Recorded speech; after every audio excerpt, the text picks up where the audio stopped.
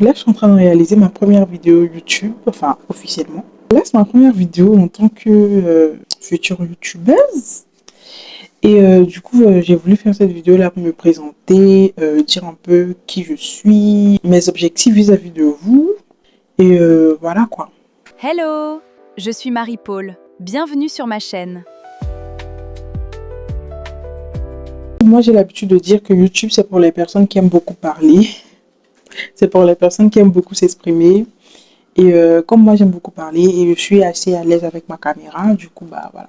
Donc, je suis Marie-Paul Kémé à l'état civil. Je ne vais pas dire que je suis étudiante ou élève parce que j'ai fini, grâce à Dieu. J'ai fini mon cursus universitaire. J'ai soutenu mon mémoire dans le mois de mars, le 25 mars précisément. Voilà, tout s'est bien passé grâce à Dieu. J'ai fait des nuits blanches. J'ai pas dormi. J'avais même un peu maigri pendant cette période-là parce qu'il y avait le stress et tout. Voilà, grâce à Dieu, tout s'est bien passé. Tout s'est très bien passé. La soutenance, tout le cocktail. Franchement, tout s'est très bien passé grâce à Dieu. Et voilà. Donc là, je suis plus étudiante. Voilà, je suis plus étudiante. Je suis en stage dans un cabinet d'avocat et tout se passe très bien. Vraiment, vraiment, tout se passe très bien là-bas. Je suis à l'aise. En fait, c'est la réponse à ma prière parce que j'ai fait une prière à Dieu. Je lui ai dit que, bah, avant même d'avoir fini les études et tout, puisque je savais que j'allais travailler. Du coup, je disais à Dieu, j'ai fait une prière à Dieu, je veux être dans un endroit où, voilà, voilà, voilà. Et j'ai précisé en fait, j'ai dit que, bah, je voulais être dans un cabinet d'avocat, parce que oui, c'est dans un cabinet d'avocat que je voulais travailler, mais dans ma prière, j'ai dit entreprise. Je voulais dans une entreprise, société où règne l'amour, la gaieté, la joie, la bonne humeur. Je veux être dans un endroit où on saura me respecter, on saura connaître ma valeur. Je veux être dans un endroit où, surtout, je peux me sentir seule parce que moi je suis quelqu'un, je suis beaucoup introvertie, surtout quand je suis dans un endroit où je connais personne. Je suis très introvertie, je ne m'ouvre pas facilement. Et aussi, je suis timide quand il s'agit de relations sociales et tout, vous voyez. Je suis timide quand il s'agit de relations sociales. Je ne fais pas généralement le premier pas parce que déjà, voilà, je suis timide. Du coup, j'ai dit à Dieu que bah, je voulais être dans un cabinet d'avocats où je vais me sentir à l'aise, on va m'accepter et que moi aussi je vais accepter ceux qui sont là-bas. Voilà quoi, j'ai fait cette prière-là à Dieu, j'ai vraiment dit le cabinet d'avocat dans lequel je voulais travailler et que je voulais bah, travailler dans la bonne humeur. Vous savez, quand tu vas dans un travail où tu n'as pas la paix, dans un travail où on ne te respecte pas, ça fait que tu n'as pas envie d'aller au travail. Quand c'est l'heure, quand c'est le jour du travail, je sais pas, c'est comme s'il y avait un poids sur toi. C'est comme s'il y avait un poids en fait. Et tu te dis, je vais retourner là-bas encore. C'est tout ça que moi je voulais éviter. Pour ça que j'ai vraiment détaillé dans ma prière. J'ai dit, Seigneur, je veux un bon travail où on va me payer. Parce que ouais, à Abidjan ici, il y a des stages, tu fais, on ne te paye pas. Moi, j'ai appris, j'ai vu de mes propres yeux des gens qui vont faire stage, ils ne sont pas payés. Des gens qui vont au stage, ils ne sont pas payés. Et même, il y a des recruteurs qui mettent ça, quand ils font les offres d'emploi, ils mettent ça dans le formulaire stage non rémunéré. Grâce à Dieu, tout se passe bien en entreprise, tout est bien. Depuis que je suis là-bas, il n'y a pas eu de problème. Franchement, je m'entends avec tout le monde s'entend bien avec moi. J'espère. Tout le monde s'entend bien avec moi, il y a la bonne ambiance. C'est bien, mes patrons, ils sont cool. En fait, c'est les meilleurs patrons de la Terre. À chaque fois, je me vante mes patrons devant ma famille et tout. Mais la vérité, il faut dire, si je peux noter cette société d'avocats-là, si je peux la noter sur 10, bah, je donne 10. Je donne 11 même, 11 sur 10. Quand Dieu exauce ta prière, c'est ça. Il ne peut que te donner le meilleur. Parce que souvent, Dieu te demande d'attendre. Dieu va te demander d'attendre et toi tu vas essayer de te précipiter alors que Dieu te dit où tu vas, c'est pas ce que moi je vais te donner. Moi je vais te donner ça. Mais toi ce que tu es en train de rechercher, ce que tu es en train de te battre pour avoir, c'est ici. C'est pas ça ton niveau, c'est ça ton niveau. Donc en fait souvent il faudrait attendre avant de voilà. Il faudrait savoir que moi aussi pendant un an j'étais au chômage, je n'ai pas travaillé. Bref, je me suis concentrée sur mon mémoire. Voilà, c'était le plus important. Et c'est après ça, j'ai dit à Dieu que quand je vais finir, bah, j'ai fait cette prière. Là, je lui ai dit quand je vais finir mon mémoire, quand je vais finir, et puis je ne vais pas chercher. Je vais pas chercher du travail et tout, Seigneur. Je veux un bon travail, je veux un bon stage. Voilà, et tout comme j'ai dit tantôt.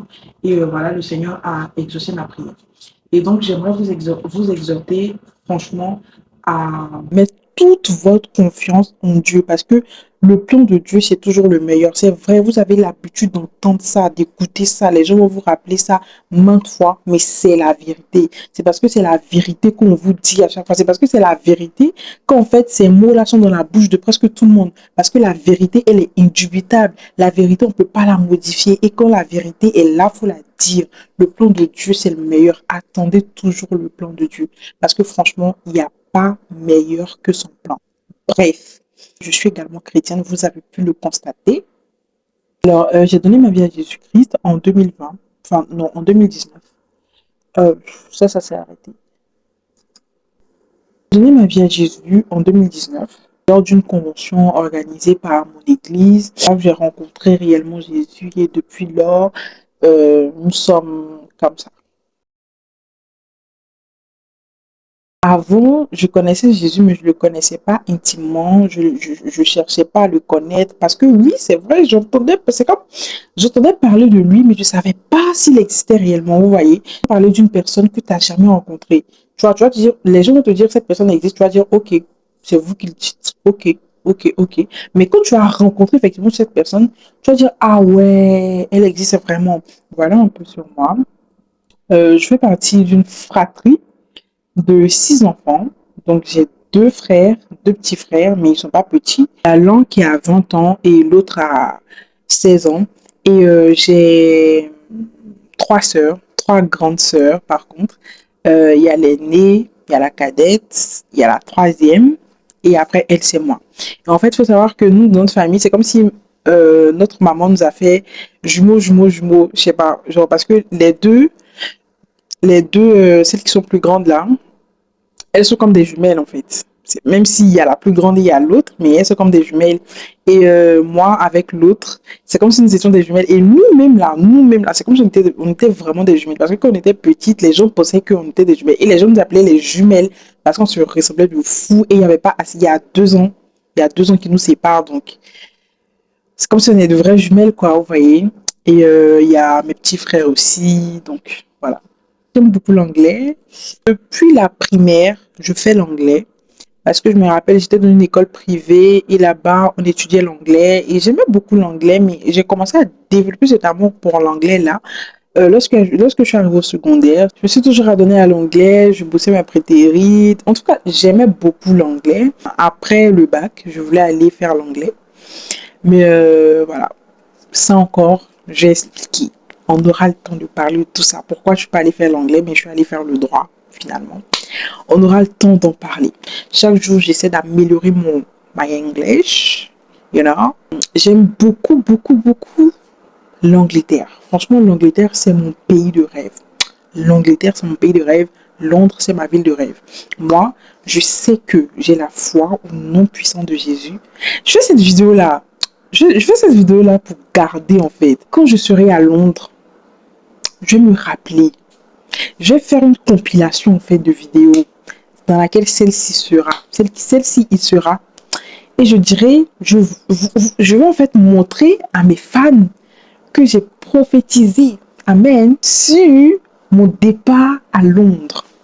Amen. Au nom de Jésus. Amen. Donc voilà, c'était un peu ça. C'était un peu ce qu'on peut savoir à propos de moi.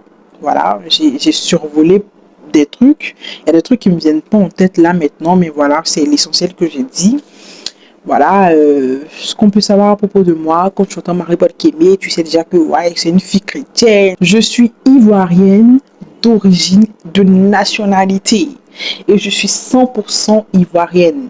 Je suis plus précisément de l'ouest, enfin, je viens de l'ouest de la Côte d'Ivoire. Et mes deux parents sont Wabais. Voilà, donc je suis Wabais 100%. Franchement, j'aurais aimé être métisse, hein. Genre un métissage ethnique, façon. J'aurais aimé être métisse, mais bon, c'est pas grave. Mes deux parents sont rebelles, mes enfants auront peut-être l'opportunité d'être métis. Je dirais pas mon âge maintenant, mais vous le saurez très bientôt. Donc voilà, c'est tout pour cette vidéo. Portez-vous bien. Que Dieu soit avec vous. N'oublie pas de liker, t'abonner et on se dit à bientôt.